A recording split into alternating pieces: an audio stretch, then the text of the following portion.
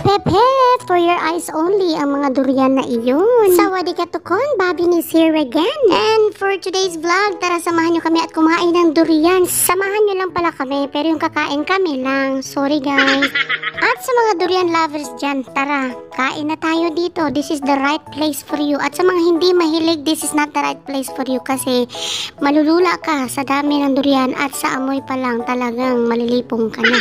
At sa mga may planong magtatanong pa lang sa akin, sasagutin ko na kayo ha. O, dito lang to sa Singburi sa province namin. Ang katapat nito ang Macros. Isama nyo na din ako. Tapos libre na din. Anyway guys, nakita nyo yung 39 per kilos yung nasa labas nila kanina. It's a prank lang pala yun. Parang pambighani lang ng mga customer ba.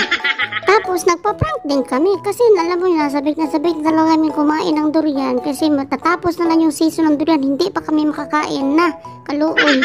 At ito na nga, natikman na namin ang pinakahihintay at ang lahat ay sumubok. Ay, paano ba yung Tagalog natin? Sumubok, tumikim, yan, kumain. Nag-enjoy talaga ang lahat.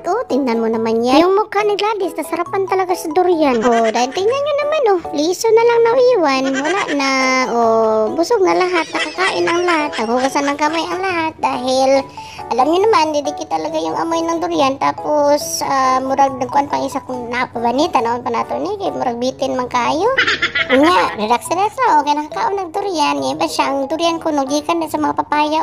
Di ba to? Na lang mo ha. Yan, nangita pa yun din taon. Okay, nabitin pa. Anyway, manguli na may hamping. Ang importante, nakakaon na dyan may